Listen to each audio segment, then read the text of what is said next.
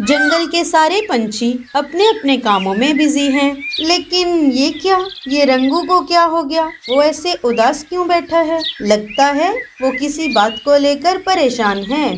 अरे हाँ, अब याद आ गया। रंगू को उसी के जंगल की एक रीमा नाम की लड़की से प्यार हो गया है। रीमा भी रंगू से प्यार करती है। वो दोनों एक दूसरे के साथ शादी करना चाहते हैं, लेकिन रंगू के पास पक्का घर ना होने की वजह से रीमा के पापा इस शादी के लिए राजी नहीं हैं। वो बहुत ही सख्त और समझदार हैं। उन्होंने रीमा से साफ साफ कह दिया था कि जब तक रंगू अपना पक्का घर नहीं बना लेता, वो शादी की बात नहीं करेंगे। उनके ऐसा बोलने के बाद भी रंगू ने एक दिन हिम्मत जुटाकर रीमा के पापा से शादी की बात की। वो उनके घर गया और उन्हें कहा, पापा जी, मैं रीमा से प्यार करता हूँ और रीमा भी मुझसे बहुत ज़्यादा प्यार करती है। मैं उससे शादी करना चाहता हूँ, लेकिन मुझे पता है आपने बोला है कि जब तक मैं अपना पक्का घर नहीं बनाता आप शादी के लिए नहीं मानेंगे। इसलिए मैं पक्का घर बनाने के लिए दिन रात मेहनत कर रहा हूँ और अभी मुझे पक्का घर बनाने के लिए थोड़ा समय चाहिए। क्या आप मुझे थोड़े दिनों का समय दे सकते हो? रीमा के पापा ने गमगीन नजरों से रंगू की तरफ देखा और कहा, रंगू बेटा, मैं जानता हूँ तुम दोनों एक दूसरे से बहुत प्यार करते हो और तुम एक अच्छे लड़के हो, लेकिन बेटा शादी के बाद जिम्मेदारियाँ बढ़ जाती हैं। तुमने अपने लिए नहीं बल्कि रीमा के लिए भी एक अच्छा फ्यूचर बनाना है।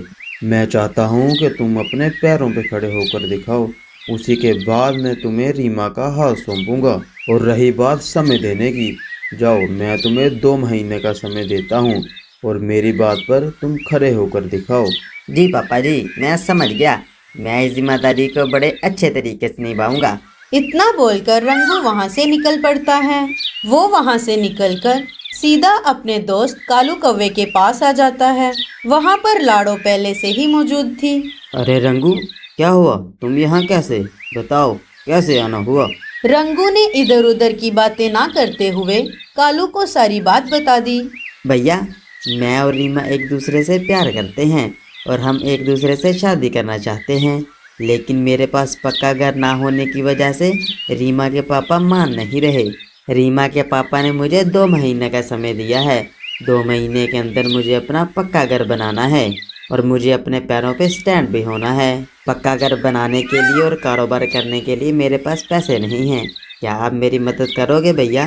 कालू ने थोड़ी देर सोचा और कहा, अरे रंगू, मैं तुम्हें पैसे तो दे दूंगा, उससे तुम अपना पक्का घर भी बना लोगे, लेकिन आगे की जिंदगी कैसे चलेगी? तुम एक निडर और मेहनती हो, इसलिए मैं तुम्हें एक सलाह देता हूँ। हमारे जंगल की उत्तर दिशा में झाड़ियों के पीछे एक खंडर है जहाँ पर कोई नहीं जाता। मैंने सुना है कि वहाँ कहीं आसपास गुप्त खजाना है। सारे वहाँ पर जाने से डरते हैं। अगर तू वो खजाना ढूंढ ले तो तेरी सारी परेशानियाँ दूर हो जाएंगी। तभी लाडो चिड़िया ने कहा, रंगू भैया, कालू भैया बिल्कुल ठीक कह रहे हैं, लेकिन एक बात याद रखना, खजाना ढूंढना इतना आसान नहीं होगा। आपको बहुत ही समझदारी और सूझबूझ से काम लेना होगा। मैं भी वहाँ आना चाहती हूँ, लेकिन बाकी पंछियों की तरह मुझे भी वहाँ जाने से बहुत डर लगता है। ठीक है, रीमा के लिए मुझे खजाना ढूंढना ही होगा। चलो अब मैं चलता हूँ। ऑल द बेस्ट रंगू भैया। रंगू कालू के घर से निकल पड़ता है। वो जंगल की उत्तर दिशा की तरफ जा रहा था कि तभी टूनी और मीनू मौसी उसे आवाज लगाते हैं, रंगू, अरे ओ रंगू, इधर आजा। रंगू उन दोनों के पास आ जाता है। क्या हुआ मीनू मौसी, आप दोनों ने मुझे क्यों बुलाया?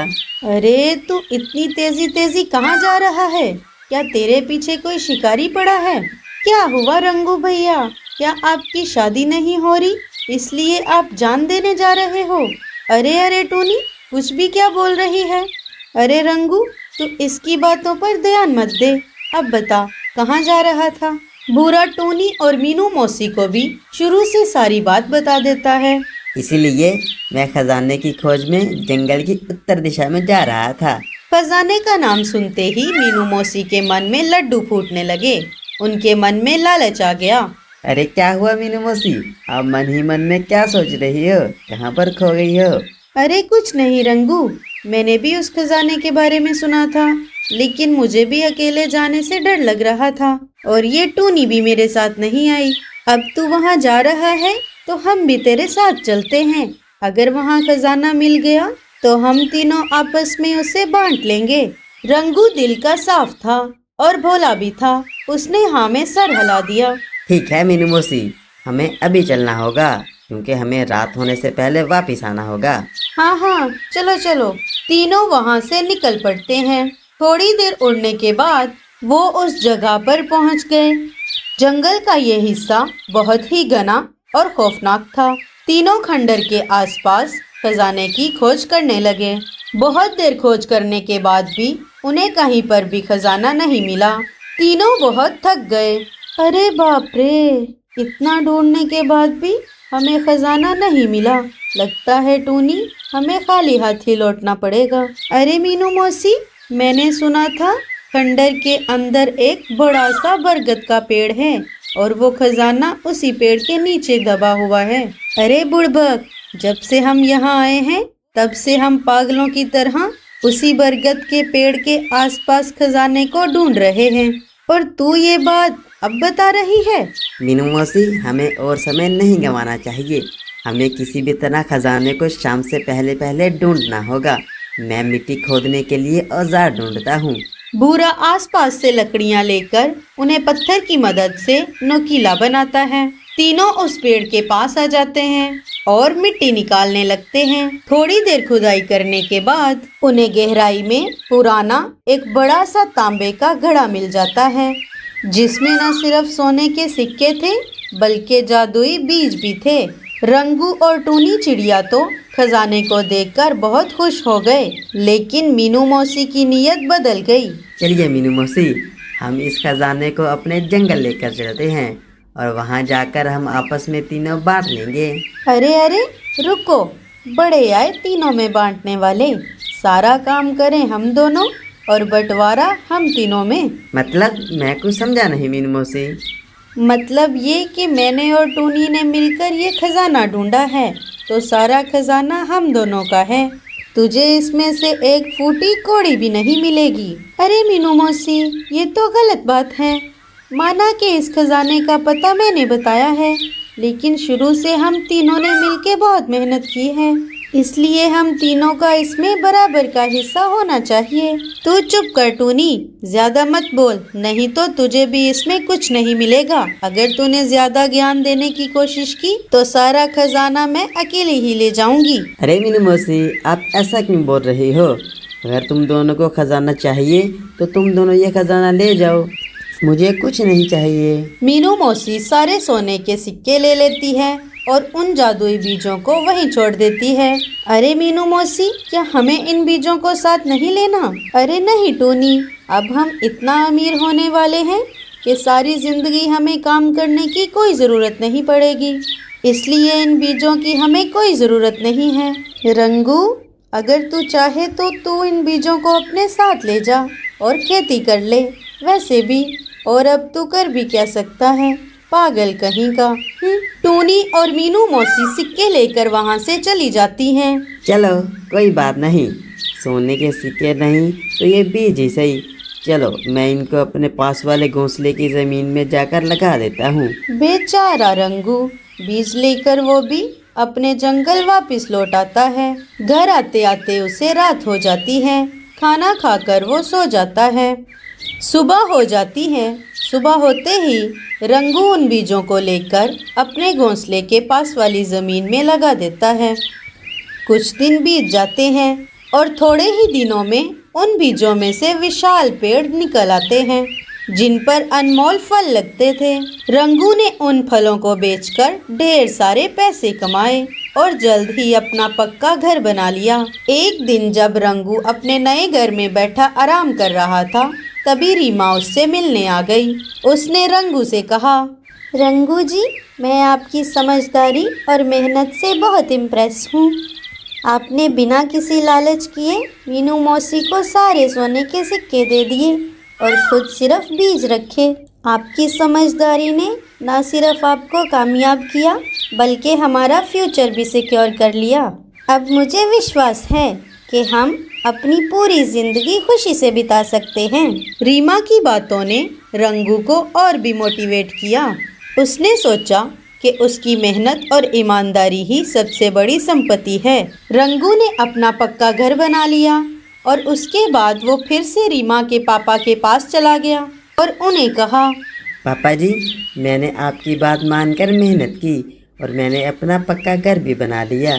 क्या अब आप मेरी रीमा से शादी करेंगे? रीमा के पापा ने रंगू के नए घर को देखा और उसे अप्रिशिएट किया।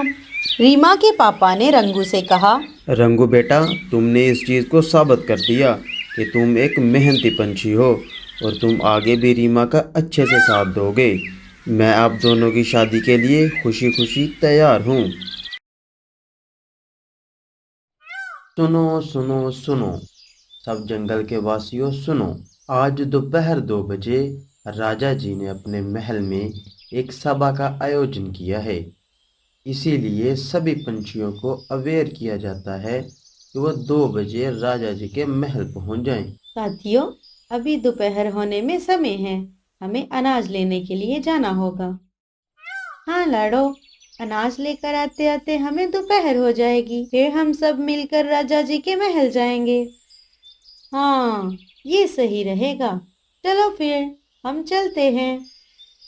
सारे अनाज की खोज में निकल पड़ते हैं। अनाज लेकर आते आते उन्हें दोपहर हो जाती है। सारे अपना अपना अनाज अपने अपने घोंसले में रख देते हैं और राजा जी के महल पहुंच जाते हैं।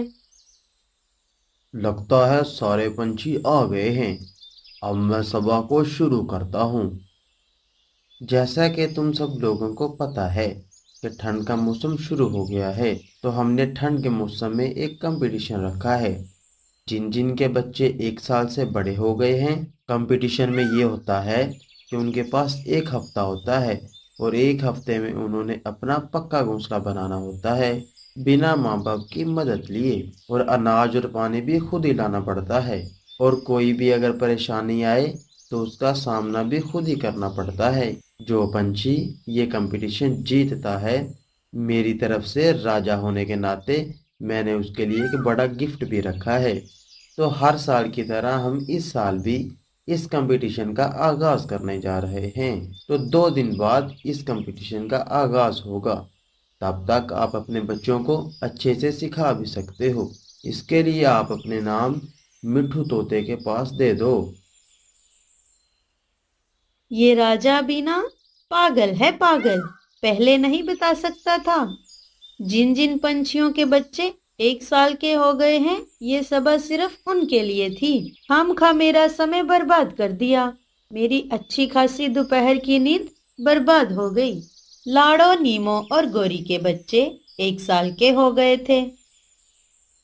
लाडो और नीमो ने तो अपने अपने बच्चों के नाम मिठू तोते के पास दे दिए, लेकिन गोरी अपने बच्चों का नाम नहीं देना चाहती थी। अरे गोरी, तुम ऐसा क्यों कर रही हो? तुम हमारे बच्चों का नाम कंपटीशन में क्यों नहीं दे रही?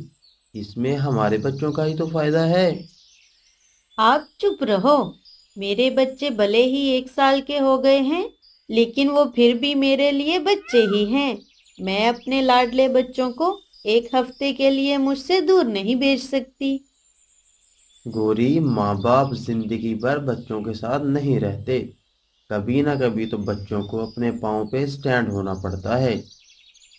नहीं नहीं, जब तक मैं जिंदा हूँ, मैं मेरे बच्चों को अकेला कहीं पर भी नहीं जाने दूंगी, चाहे कुछ भी हो जाए। कालू गोरी की बात ना मानते हुए महल जाकर अपने बच्चों के नाम देकर आ जाता है। इधर लाडो और नीमो अपने अपने बच्चों को कंपटीशन के लिए तैयार कर देती हैं। 2 दिन बीत जाते हैं और कंपटीशन शुरू होने का दिन आ जाता है। आपने मुझे बिना बताए मेरे बच्चों का नाम देकर अच्छा नहीं किया कालू जी। मेरे प्यारे बच्चों, तुम टेंशन मत लेना। तुम्हें जितना आता है उतना ही करना और जीतने की टेंशन नहीं लेना। तुम हार भी गए तो कोई चिंता नहीं है, मैं हूं ना तुम दोनों को संभालने के लिए। तीनों के बच्चों को घोंसला बनाने के लिए एक एक पेड़ दिया जाता है। कंपटीशन शुरू हो जाती है। भैया, हम हमारा घोंसला कौन सी चीज से बनाने वाले हैं? हम अपना घोंसला लकड़ी और बेल से बनाएंगे। चलो, हम सामान इकट्ठा करने चलते हैं। भैया, हम अपना घोंसला घास फूस से बनाते हैं। चलो, हम घास फूस इकट्ठा करते हैं। अरे जग्गू, हमारा क्या प्लान है? मुझे कुछ नहीं पता। माँ ने तो हमें कुछ भी नहीं बताया। अब हमें जो भी आसपास मिलेगा, हमें उसी से घोंसला बनाना होगा। पिंकी और टीलू वहां से निकलकर घोंसला बनाने का सामान इकट्ठा करने के लिए चले जाते हैं। थोड़ी ही देर में वो सामान के साथ साथ अनाज और पानी भी लेकर आते हैं। बंटी और बबली भी सामान लेकर अपने पेड़ पर आ जाते हैं। इधर जग्गू और गोलू आसपास पड़ा सामान लेकर एक ही दिन में टूटा फूटा घोंसला बना देते हैं। अरे बंटी और बबली, क्या हुआ? तुम्हारा घोंसला अभी बनकर तैयार नहीं हुआ। हमने तो एक ही दिन में अपना घोंसला बना लिया। तुम्हारे जैसा टूटा फूटा घोंसला तो हम भी बना सकते हैं, लेकिन हमें कंपटीशन हारनी नहीं, जीतनी है। जग्गू और गोलू वहां से निकलकर टीलू और पिंकी के पास आ जाते हैं। अरे वाह, तुम लोगों ने सामान लाते लाते अनाज भी ले आए। ये तो तुमने बहुत अच्छा किया। हम भी अनाज लेने जाने वाले थे, लेकिन थोड़ी ही देर में शाम हो जाएगी और फिर रात हो जाएगी, इसलिए हम सुबह जाएंगे। क्या तुम आज के लिए हमें थोड़ा अनाज उधार दे सकते हो? कल जब हम अनाज लेकर आएंगे, तुम्हें तुम्हारा अनाज लौटा देंगे। ठीक है, तुम ले जाओ। टीलू जग्गू और गोलू को अपने लाए हुए अनाज में से थोड़ा अनाज दे देता है। जैसे तैसे करके रात गुजर जाती है, सुबह हो जाती है और सुबह होते ही लाड़ो और नीमो के बच्चे अपने अपने घोंसले बनाने में लग जाते हैं। दोपहर हो जाती है। भैया चलो, हमें अनाज लेने के लिए जाना है। हाँ पिंकी, चलो। वो दोनों निकलने ही वाले थे, तभी बंटी और बबली वहाँ पर आ जाते हैं। आप दोनों कहाँ पर जा रहे हो? हम दोनों अनाज लाने के लिए जा रहे हैं। क्या हम भी आपके साथ आ सकते हैं? हाँ हाँ, क्यों नहीं, चलो। हम जाते जाते जग्गू और गोलू को भी साथ लेकर जाते हैं। चारों जग्गू और गोलू के पास आ जाते हैं। चलो जग्गू और गोलू, हम चारों अनाज लाने के लिए बाहर जा रहे थे, तुम भी चलो हमारे साथ। तुम चारों जाकर आओ, अभी तो हमें भूख नहीं है, हम बाद में जाएंगे। चारों वहाँ से निकल पड़ते हैं। थोड़ी दूर आने पर उन्हें थोड़ा अनाज दिख जाता है। चारों वहीं पर थोड़ा थोड़ा अनाज खा लेते हैं और थोड़ा अनाज अपने साथ लेकर वापस घोंसलों की तरफ निकल पड़ते हैं। वो चारों वापस आ ही रहे थे, तभी उन्हें एक शिकारी चील शिकार की तलाश में घूमता हुआ दिखाई देता है।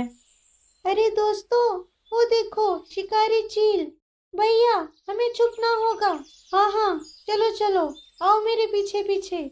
चारों वहाँ से निकलकर एक बड़े से पेड़ के पत्ते के पीछे छुप जाते हैं।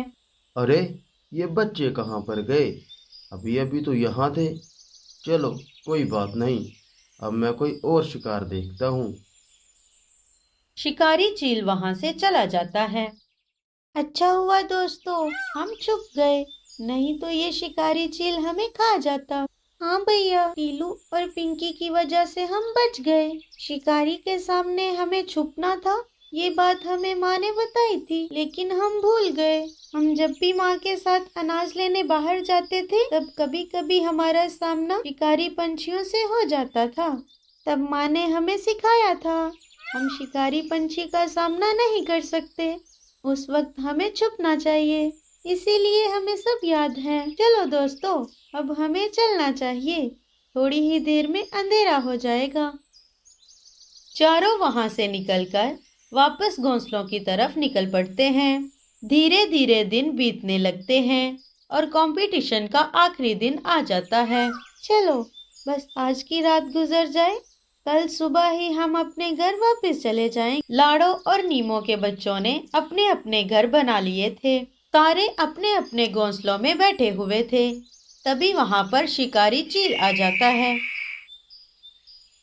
सुना है इस जंगल में कंपटीशन चल रहा है और कुछ पंछियों के बच्चे यहाँ पर रह रहे हैं इन घोंसलों में। और आज कंपटीशन का आखिरी दिन है। आज रात मैं इन घोंसलों पे हमला करूंगा और इन पंछियों के बच्चों को एक एक करके खा जाऊंगा। रात हो जाती है।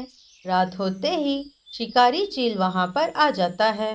पहले तो वो जग्गू और गोलू के घोंसले के पास आ जाता है और अपने पंजों से घोंसला तोड़ देता है। वाह वाह वाह वाह वाह, कौवे के बच्चे। कौवे के बच्चे का शिकार करना मुझे बहुत अच्छा लगता है। अरे नहीं नहीं, हमें मत मारो, हमें छोड़ दो।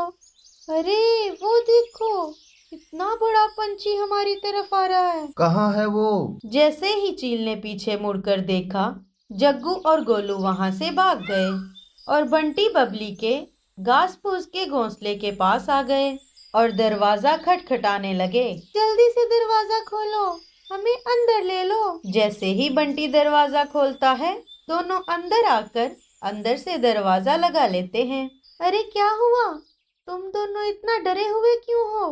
बाहर शिकारी चील है, उसने हमारा घोंसला तोड़ दिया।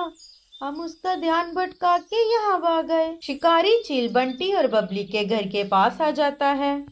मुझे पता है तुम दोनों इस घोंसले के अंदर छुपे हो। मैं इस घोंसले को तोड़ देता हूँ। शिकारी चील अपने एक ही पंजे से बंटी और बबली का घास फूस का घर तोड़ देता है। अरे वो देखो, राजा जी और सिपाही यहीं पर आ रहे हैं। शिकारी चील पीछे मुड़कर देखता है, तभी चारों वहां से उड़कर टीलू और पिंकी के लकड़ी और बेल से बने घर के पास आ जाते हैं और दरवाजा खटखटाते हैं। खोलो, जल्दी से दरवाजा खोलो, हमें अंदर ले लो। टीलू दरवाजा खोल देता है। वो चारों जल्दी से अंदर आ जाते हैं। अरे क्या हुआ? तुम सब इतने डरे हुए क्यों हो? बाहर शिकारी चील आया है, उसने हम दोनों के घर तोड़ दिए और वो अब इधर ही आ रहा है। लगता है अब हम नहीं बच पाएंगे। अरे दोस्तों, तुम सब डरो नहीं, ये घोंसला बहुत मजबूत है। उस एक शिकारी की जगह 10 शिकारी भी आ गए तो भी हमें कुछ नहीं होगा। शिकारी चील टीलू और पिंकी के घर के बाहर आ जाता है। अच्छा, तुम सब इस घोंसले में छुपे हो। मैं ये भी घोंसला तोड़ दूंगा। शिकारी अपने पंजे से घोंसले पर वार करता है, लेकिन घोंसले को कुछ भी नहीं होता। अरे ये क्या? ये तो टूट ही नहीं रहा। ये तो घोंसला मुझे बहुत मजबूत लग रहा है। चलो, अब मैं इसकी छत से वार करता हूँ। शिकारी चील उड़कर छत पर अपनी चोंच से जोर से वार करता है। वो इतने जोर से वार करता है कि उसकी चोंच टूट जाती है। अले बापले, ये क्या हो गया? मेरी तो तूंद ही टूट गई। अब तो मैं तोतला हो गया। भागो ले। शिकारी चील वहां से भाग जाता है। अगले दिन सुबह होते ही राजा जी और सारे पंछी वहां पर आ जाते हैं और सारी घटी हुई घटना राजा जी को बता देते हैं। राजा जी टीलू और पिंकी को विजेता घोषित करते हैं। कालू जी, मुझे माफ कर दें। अगर हमने अपने बच्चों को अच्छे से सिखाया होता तो उन्हें भागना नहीं पड़ता। हाँ गोरी, ये तो अच्छा था कि लाडो ने अपने बच्चों को पहले से ही पक्का घोंसला बनाना सिखाया था। सारे लाड़ों और बच्चों की तारीफ कर रहे थे। बच्चे कंपटीशन जीतने की वजह से बहुत खुश थे। काश मेरे भी बच्चे होते, मैं भी उन्हें सब कुछ सिखाती।